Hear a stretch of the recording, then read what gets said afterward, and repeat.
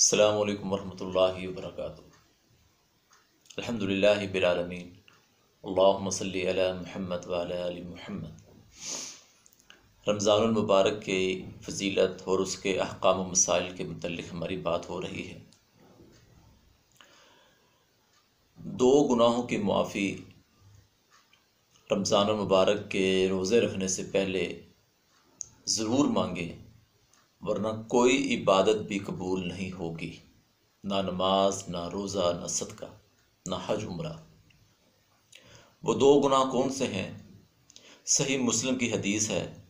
ابو ہریرہ رضی اللہ تعالی عنہ سے روایت ہے کہ وہ فرماتے ہیں کہ رسول اللہ صلی اللہ علیہ وآلہ وسلم نے فرمایا،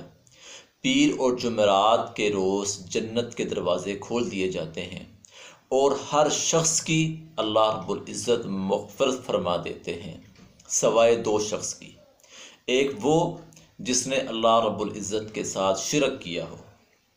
اللہ رب العزت کو چھوڑ کر کسی اور کے ساتھ وہ امیدیں لگائے،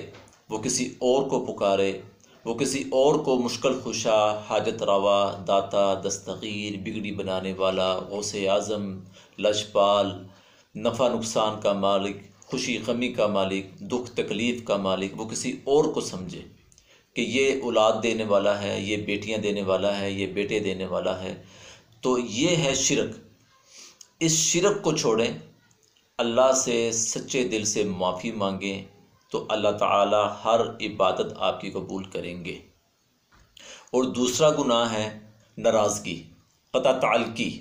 بھائی بہن سے ناراض ہے، بہن بھائی سے ناراض ہے، والدین سے ناراضگی، عزیز و اقارب سے ناراضگی۔ یہ ایک ایسا گناہ ہے کہ جس کی وجہ سے اللہ تعالی انسان کی عبادت کو قبول نہیں کرتے۔ تو کہیں یہ نہ ہو کہ ہم رمضان المبارک کے روزے بھی رکھیں،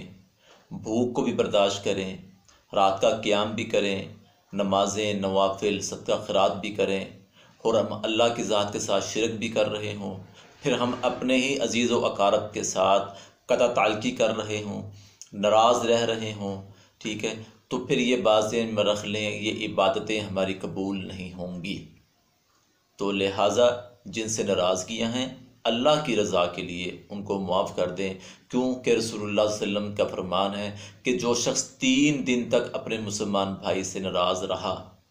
اور اس کے بعد وہ اس کے ساتھ صلح نہیں کرتا تو اللہ تعالیٰ اس کا عمل قبول نہیں کرتے۔